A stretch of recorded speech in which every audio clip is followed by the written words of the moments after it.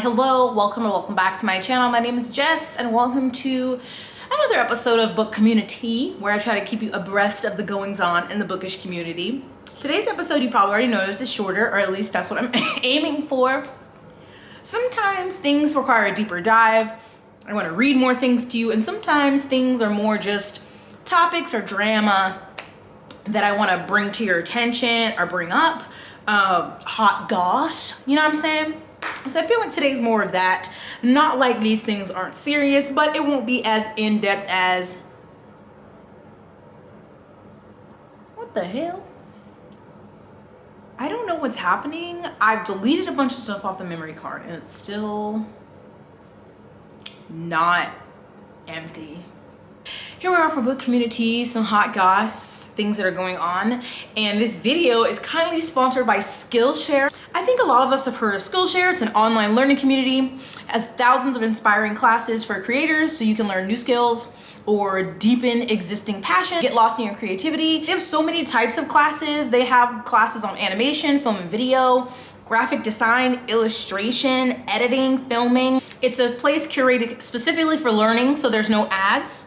And they're always adding new premium classes so you can stay focused or follow wherever your creativity takes you. So they have, like I said, so many classes.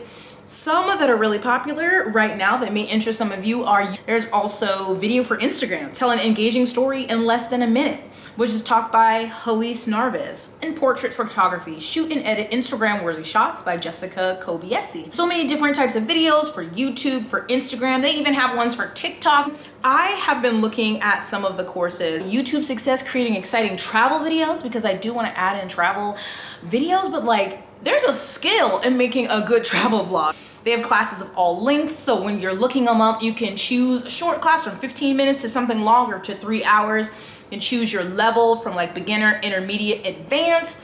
And like I said before, there's so much. There's a class for anybody on here and tons of them. If you haven't tried Skillshare before and you want to take some time to peruse, maybe sample some classes before you make a commitment, the first 1,000 people who click the link that I'll have listed down below in the description box will get a month free of premium Skillshare. Used to be just 14 days, but right now through September, you can get a month free if you're one of the first 1,000 people to click that link, so it'll be listed down below.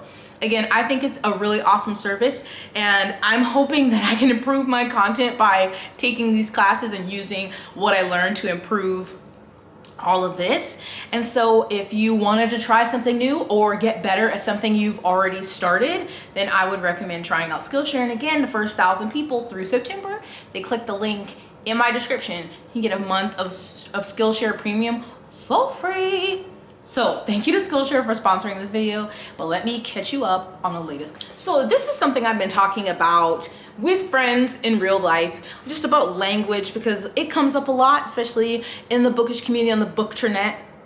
And ableism is brought up a lot. It's a real thing, obviously, but sometimes it's used quite incorrectly. And so someone created a thread and they said a non-exhaustive guide to ableist language to avoid Happy Disability Pride Month. So some of these I've heard of, others I have not. I won't say all of them, but a lot of them I was like, and other people on the internet thought as well. So of course they have ones like the R word, we don't use that. Insane, crazy. I've tried to take that out of my vocabulary as much as possible, because obviously there are people who have legitimate mental illnesses, and so I've tried to take that out of my vocab. Another one that I struggle with is stupid/idiot. They said these words have historical connotations with implying a lack of intelligence and are often used as insults. Let's say it again, intelligence is not a basis for respect. But then some of them started to get weird. One they put on here, which touch grass, and y'all know I'm a fan of that saying. They said, this phrase is used to imply someone has lost touch with reality and just needs to go outside. This is ableist because there are many people who physically cannot go outside, and there are people who have lost touch with reality, but this doesn't mean they don't deserve respect. Another one, can't read. Implying someone is misunderstanding you because they can't read is racist, classist, and ableist. They may not be fluent in this language. They might not understand your vocab. They might be blind, and also intelligence is not a basis for respect. OCD, that one makes sense. It's obsessive compulsive disorder is a real disorder, and people usually use that when they're just saying they're like very particular about something, they like things a certain way. They have lazy as an insult. This term is disproportionately used against ADHD people and discounts the fact that many have executive dysfunction. If the task will not result in dopamine, the brain does not want to do the task. It's not laziness, it's a chemical imbalance. So there's a lot. The thread I think was deleted, but somebody has the thread all in one place, and if I can find, I just have screenshots. If I can find it, I'll link it down below. But some of them, it was just like, you know. And so there were many references to this on Twitter, but somebody put together a thread, I think, which encompassed a lot of good feelings that I'll read.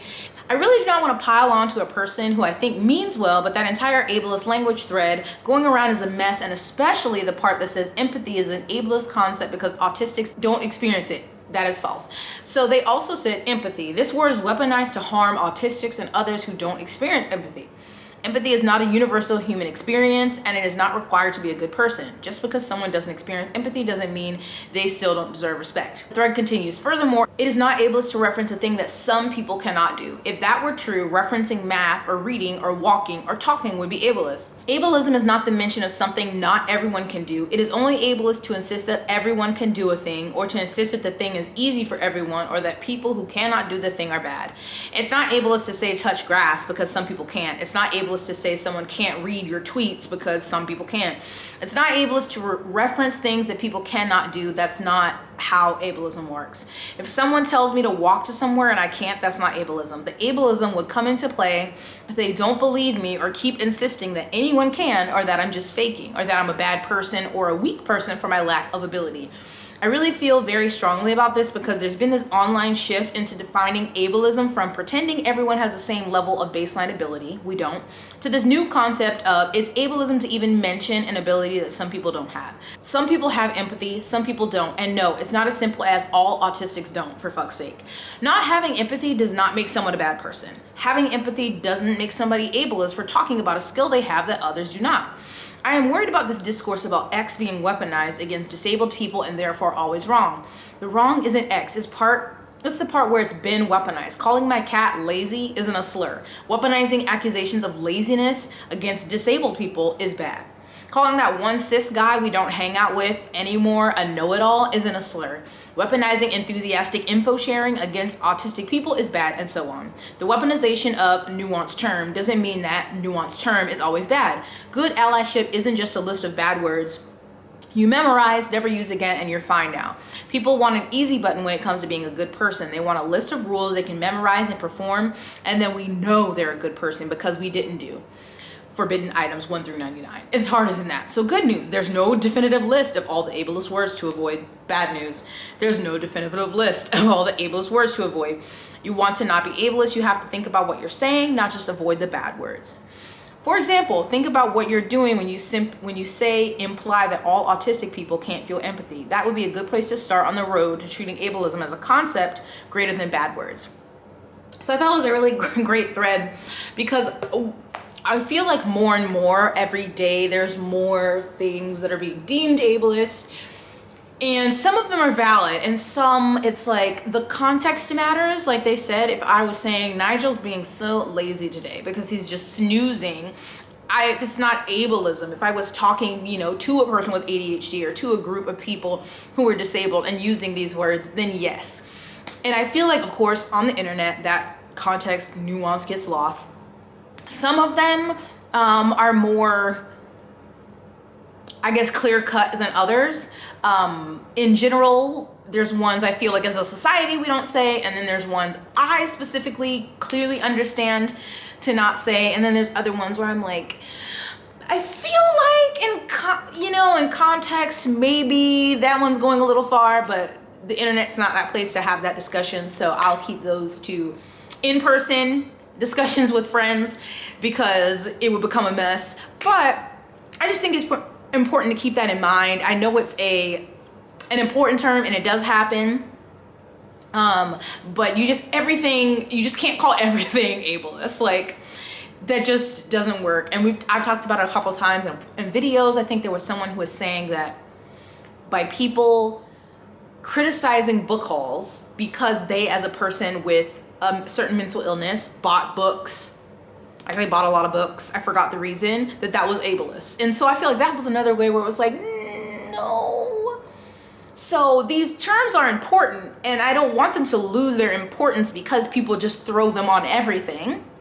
The things they represent are important, things that we need to address in the way we talk, in the way society is, yes, but like just making everything, just throwing that out there without thought about it, I feel like can lessen the impact of what recognizing actual things that are ableist is trying to do. Does that make sense?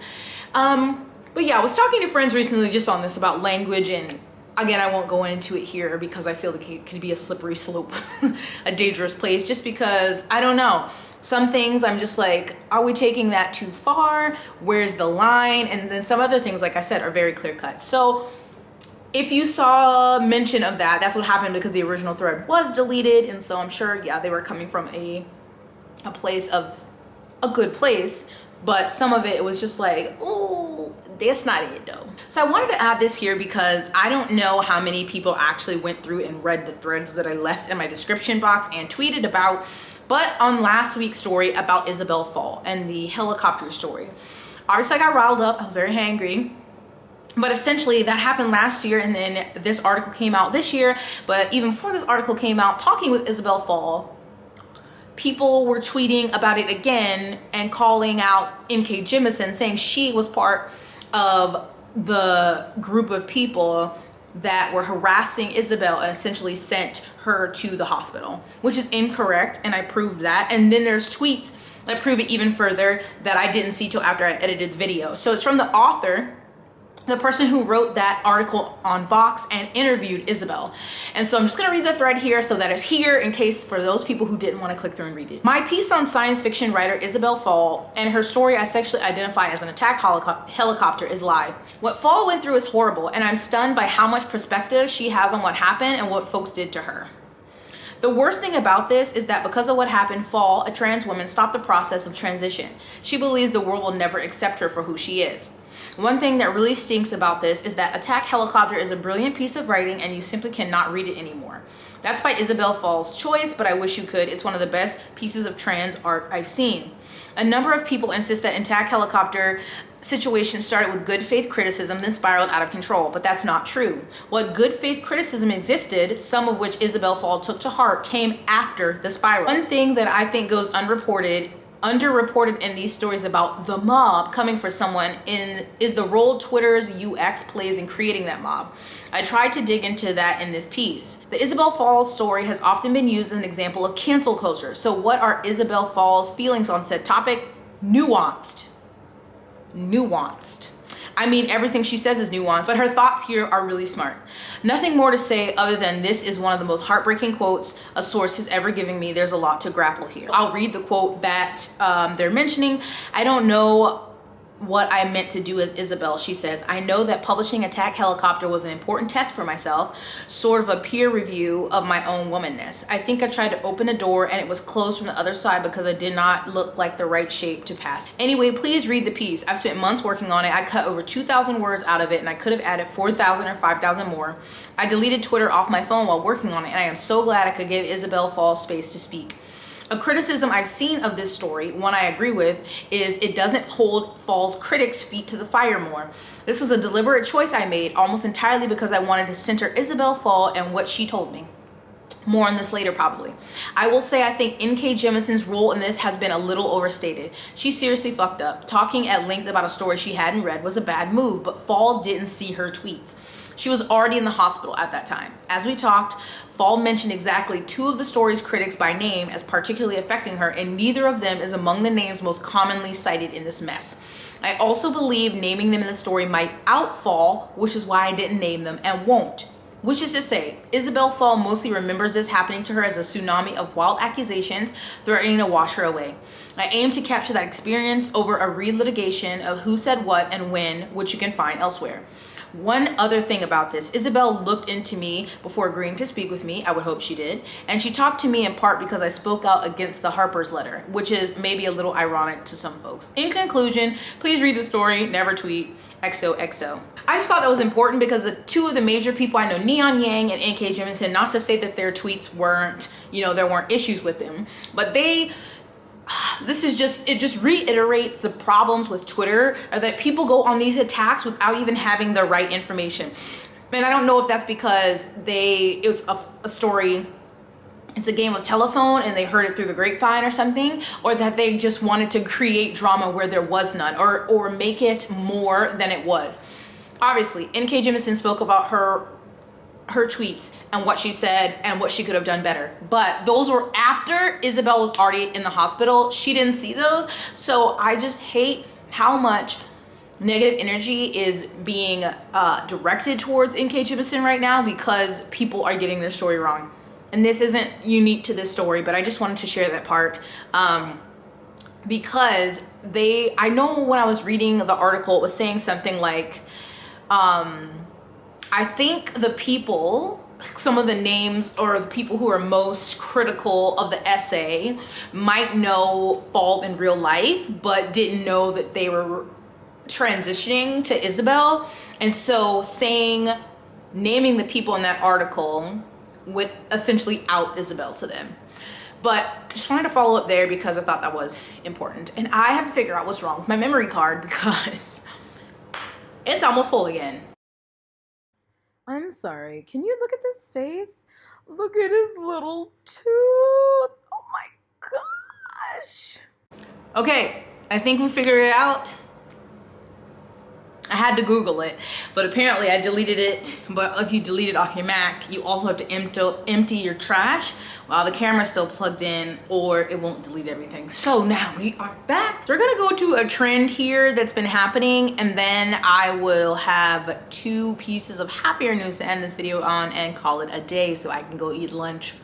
So a few months ago, I got sent this and I forgot about it, my bad, but it ties into what I'm talking about today. And people mistaking or not taking the time to make sure that they have the right person. I'm talking about authors in this case, when putting them in announcements or in a magazine or on a bestseller list. So a few months ago, sadly, Adam Silvera was the victim of this in a magazine. Let's see. It just says books, so I'm thinking that's a magazine.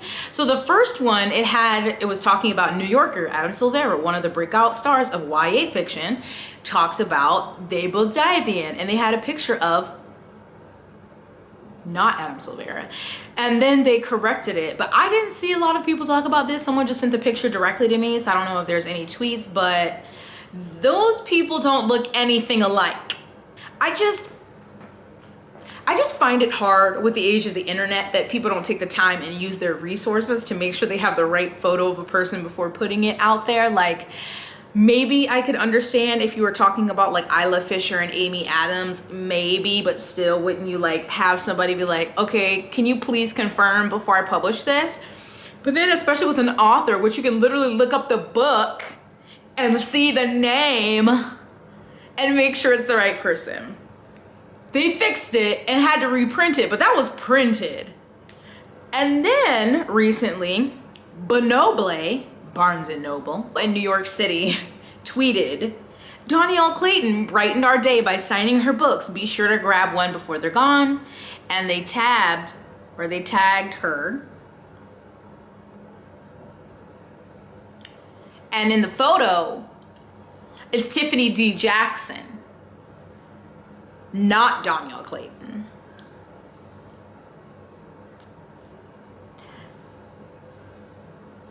Again, with the books, you're a bookstore. You literally have the books, or you could Google the books and look at the name and look at the author photo. Use resources. So they tweeted a picture of Tiffany D. Jackson, but said that it was Donielle Clayton. They've since deleted it. They posted, how embarrassing. We'd like to humbly apologize to both Donielle and Tiffany for the error and hope we can be forgiven. And then they tagged both of them and said, we're correcting the post now. Ellen O quote tweeted and said, y'all should delete this tweet also and try again without the casual "ah shucks" attitude. Nobody is laughing. This is unprofessional and embarrassing again. I just don't understand. And then yesterday, the indie bestseller.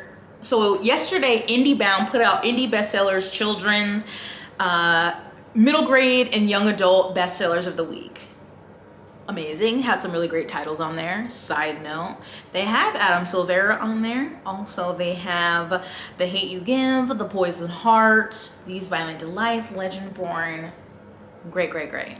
However, they have Blackout, which is a short story collection. It's not a short story collection. They're like individual stories written by different authors, but they all come together to tell one bigger story. So the authors included in Blackout are Danielle Clayton, Tiffany D. Jackson, Nick Stone, Angie Thomas, Ashley Woodfolk, and Nicola Yoon.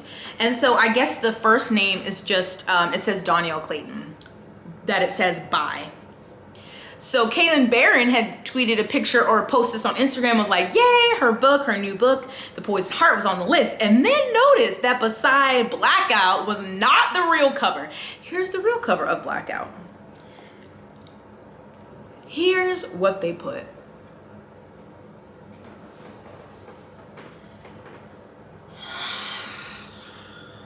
I never want to have this crusty demon on my channel, so we're gonna get that out of here.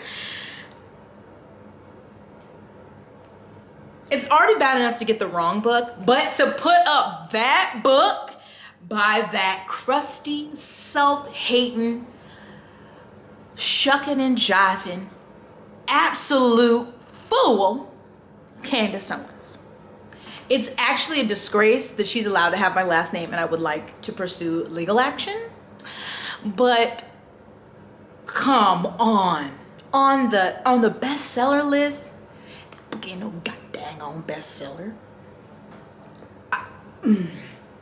And so Danielle tweeted, y'all, you're killing me. And other authors, it got around Twitter pretty quickly. People were seeing it. I love this tweet by Karen Strong that said, I'm thoroughly convinced that publishing wants to catch these hands. This is so unacceptable. Who runs the IndieBound bestseller list? Who is responsible for this list? I would love to know. And Danielle said, people don't realize that this mix-up stuff, especially with that person, is dangerous for all of my co-authors. That person has very hateful followers and it can lead to us being doxxed. I've lived through it once and I don't wish it on anyone. You don't want anybody who follows crusty to think, you know, to interact with you on the internet. You just don't. Those are not rational people. Oh my gosh. So I just don't understand how that keeps happening. In the age of social media, everything at our fingertips, a quick tappity tap tap tap, images, all this stuff. You can continuously get this wrong. And this one was an act of violence. I would be like, you're hearing from my lawyer, because that, I mean, you already crossed the line by getting it wrong, but then crust it? No, absolutely not. So the American Booksellers Association tweeted, we truly apologize for including the incorrect book cover for Blackout by Danielle Clayton, Tiffany D. Jackson, Nick Stone, Angie Thomas, Ashley Woodfolk, and Nicola Yoon on this week's indie bestseller list. We apologize to the authors for the seriousness of this mistake and acknowledge the racism and consequences of our error. We immediately corrected this serious issue and have already started working on procedures to ensure this won't happen again. So, for the last two pieces of positive-ish news, well, one is, I mean, it's kind of positive, you know what I'm saying? So, I don't know when the video was, but maybe it was a month ago, several weeks ago, I talked about this dude named Stéphane Marsan in France. In France, he's like the head of the biggest sci-fi fantasy publishing house there. He's been accused by, I think, at least 20 people for sexual harassment, you know, kind of threatening their jobs, making advances towards them, but he was still in charge. But it said the other day on Twitter, someone said for anyone following the Marsan case, he is resigned from the publishing company after he's been accused by all of those people, including groping, inappropriate emails and texts. So someone replied like, resign, no charges. So I don't see anything about charges. Is it just that he stepped down, which is good that he's not in charge anymore? I mean, there should be charges brought against him, but I don't know. I will keep trying to check in to see if anything happens with that, but at least he's not in charge there anymore, and hopefully those people who still work there, whoever takes over next, is not anything remotely like this douche. And then lastly, The Unhoneymooners by Christina Lauren, which is one of my favorite rom-coms of all time, is being adapted into a movie, I'm pretty sure. So it's being adapted into a movie. I don't think there's anyone cast yet, but it says BCDF Pictures has taken the right to Christina Lauren's The Honeymooners, which they're developing for the big screen. So I'll be excited to see that because that book was hilarious. One of my favorites. It's my favorite Christina Lauren book.